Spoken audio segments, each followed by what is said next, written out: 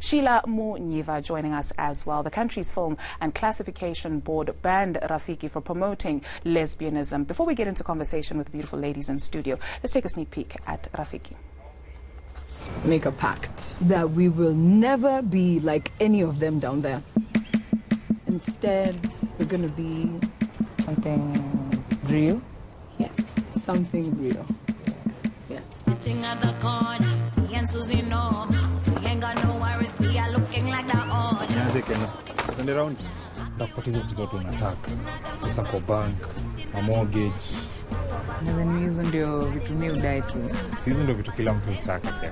Doesn't she just look like a proper woman? Look at you. You're nothing.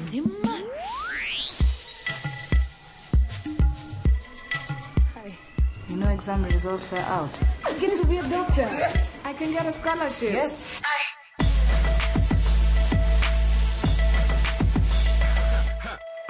Wasichana wa MCA unadhani mababa zao wanajua?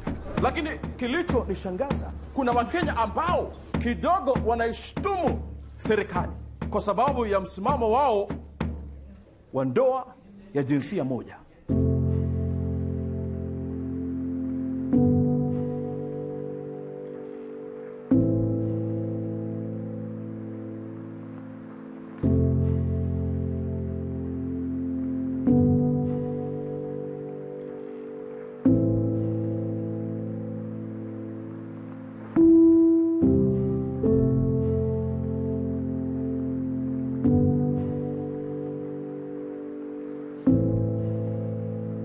You're just a typical Kenyan girl. A proudly African production. Ladies, a very good morning to you, and thank you so much for joining us. Sheila, let me start with you. Congratulations. Thank you. Has the response overwhelmed you, positive and negative?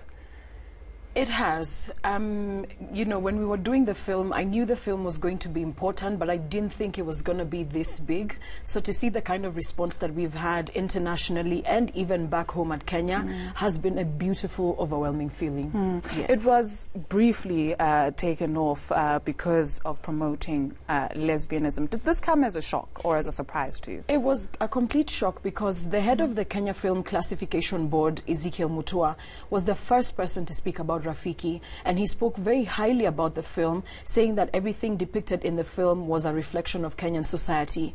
And he even called the director Wanuri a national treasure. So then 2 days later, he goes completely berserk and now claims that the film promotes lesbianism and almost paints it as a pornographic film, which was very shocking to myself, the other actors, Wanuri, and all the people involved in the film as well.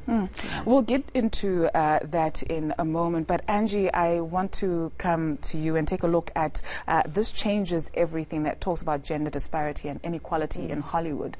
What does the picture look like when we come to South Africa, when we come to the continent in general? Look, I can't speak for the continent, but this has been a very, very burning conversation. And organizations like Sisters Working in Film and Television basically came about because there are issues of gender disparity in terms of representation of women, first of all, in the industry, the ratios, as well as the representation of women on screens, as well as the representation of women when it comes to the actual means of production. So directing, producing, and certainly, you know, crewing in the different departments. And one of the things that I love about Rafiki is that it was a very women-centered film, not only in front of the camera, but behind the camera, including that the music was made by women. And I think that this requires a particular kind of effort.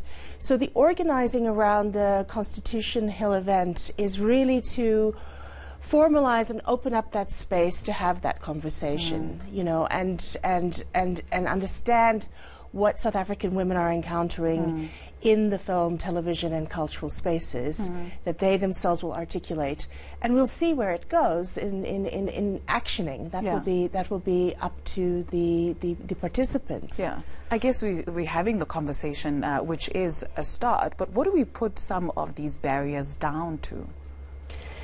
Well, you know, I can't speak for everyone, but I think that there's the ways in which patriarchy shapes our lives is what we need to probably engage with.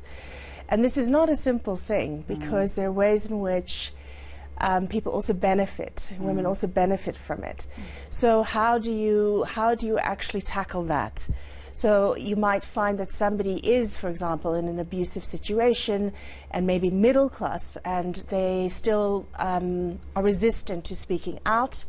You might find that there's a kind of male dominance, and it's just an assumed matter in the industry, for example. And so you have to break through in terms of the actual abilities of women. So there are all kinds of challenges around gender disparity.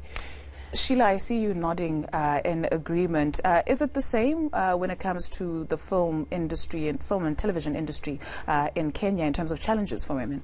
Absolutely, because so the interesting thing is, even when you watch yourselves on screen, you don't truly feel like that's a true representation of who you are. Sure. What I love the most about the film Rafiki is that Wanuri wrote it with another female scriptwriter, Jenna Bass, and when you watch the film, you can see the tender nuances about femininity. Even when the girls are coming together, you can clearly see that balance, and it's represented very well.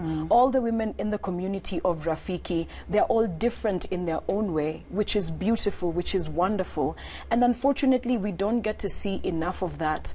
But with what Wanuri has done and what other female filmmakers in Kenya are doing as well, is pushing, I don't want to necessarily call it an agenda, but pushing the agenda and saying, as women, we have to rise up and take these roles ourselves and make sure that we present ourselves the best way possible. Then that way, baby steps, and we're going to eventually be, you know, in a good place. Sure. Fascinating. We continue with this discussion after the break. Please do stay with us for more on this topic on the film industry and when it comes to women and gender representation.